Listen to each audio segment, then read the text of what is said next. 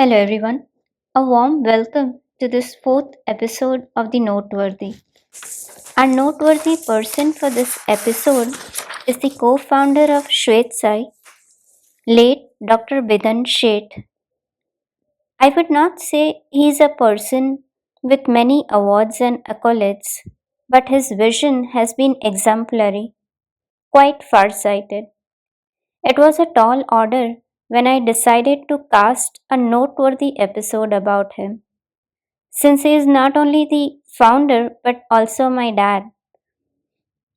In this episode, I talk about his professional life, that is before ShwetSai, the relationship that we shared, and his contribution to shaping of ShwetSai as it is now and in the future.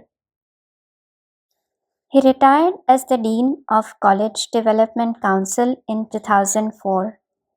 It was a short stint of 2 years. He had a couple of other such administrative short stints at the Veer Narmad South Gujarat University. He was in charge registrar and an examination coordinator for all the affiliated colleges.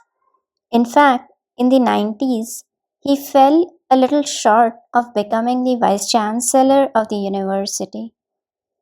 But otherwise, he was the professor and head at the physics department for 32 long years. I visited the department a year ago and I was surprised to see this board with his name on it. In fact, I have spent a large portion of my childhood visiting the department, enjoying bring your child to work privileges. So I have built my bittersweet memories of the place. My dad has been my mentor ever since, and I cannot account for all that I have learned from him.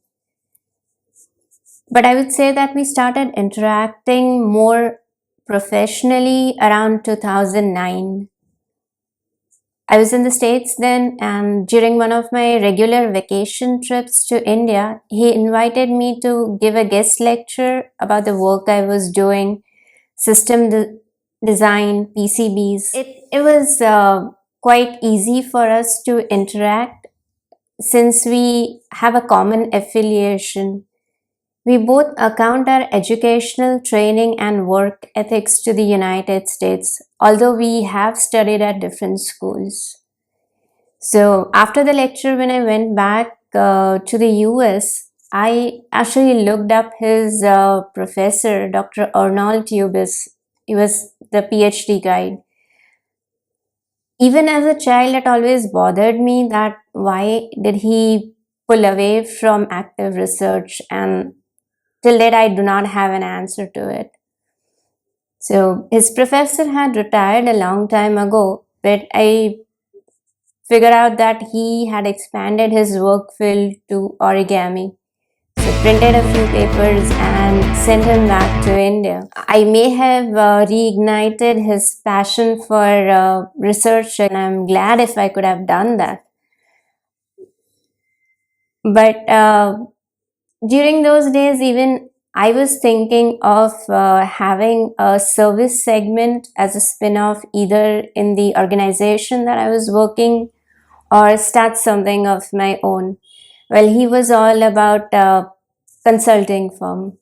So all of these thoughts put together in 2018, I left my full-time job and decided to devote my time to building of an organization, and my thoughts at the time were very unorganized. So uh, that's sort of our professional relationship. It has been quite interactive, quite healthy in terms of discussions, in terms of learning.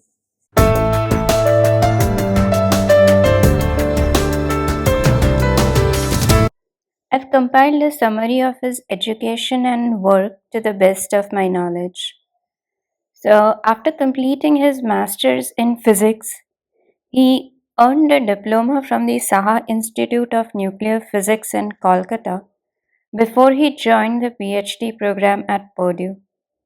He was also an assistant professor at the Fort Wayne campus from 1967 to 70. As I mentioned earlier, he had given up upon active research a long time ago, but during his early days at the university, he had published a book on classical mechanics in Gujarati. That, as my mentor, he always insisted that I read foreign authors. According to him, majority of the good books, I would say technical, at least back then, were written only in English. And English not being the primary language, unless worked upon, it is difficult to make sense. This was his motivation behind publishing a Gujarati book.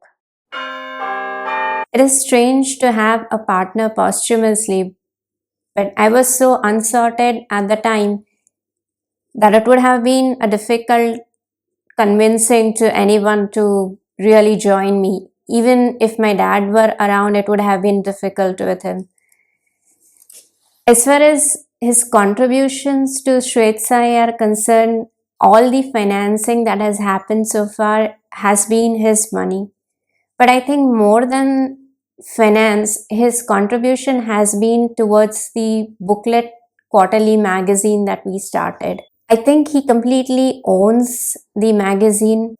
We had talked about it, about the research, about the design earlier, but the fascination for print was all him.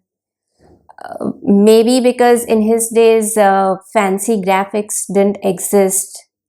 We had, and I believe I still have saved a few of the punch cards, the way computing used to be in those days.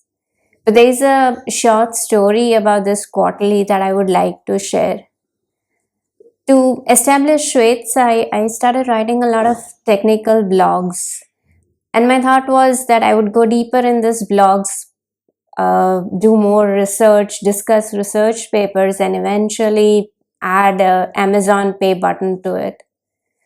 In the effort to establish ShwetSai, I also started a disruptive newsletter. And it had two articles, and those articles were not absolutely technical. They were a bit more of general information and little bit of technology. So I had now these two parts, and I was in a dilemma that which one should I focus more on. The technical blogs were definitely great, but it was a long path ahead. And as any startup would, I wanted to see some cash flowing in.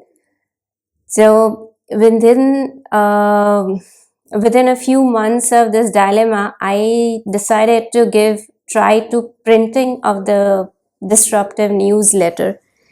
And I just printed it out with filler pages. I mean, there's absolutely nothing. They're just these two articles and a lot of filler pages.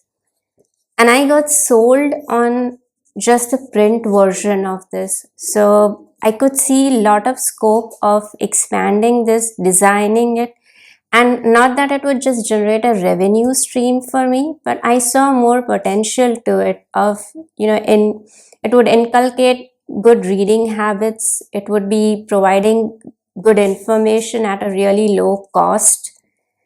So that's why I say that I would like to credit the booklet magazine entirely to him.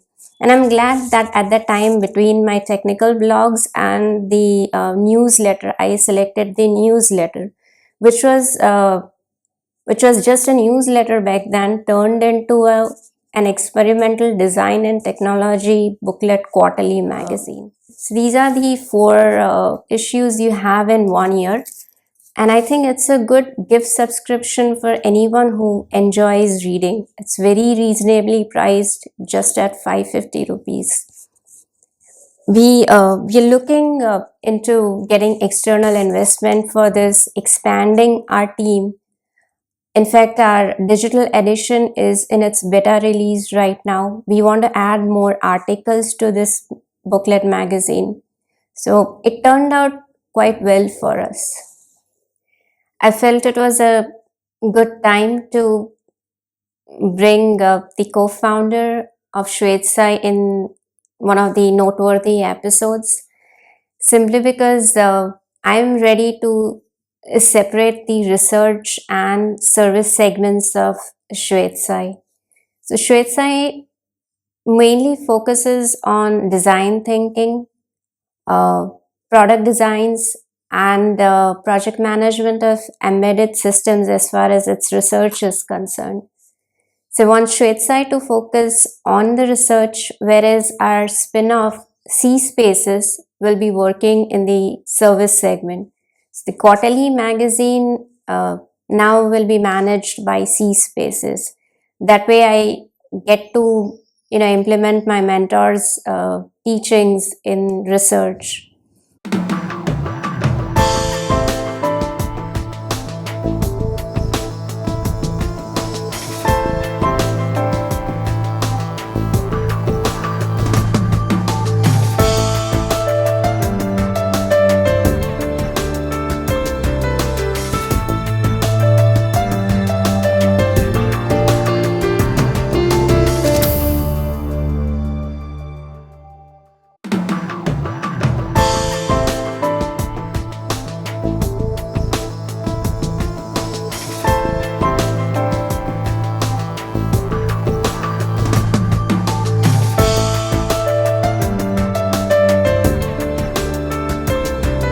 So we have ShwetSai and we have C.SPACES. I don't have many pictures from ShwetSai, but I've put together a few. Thank you so much for watching this episode, and I hope to see you soon.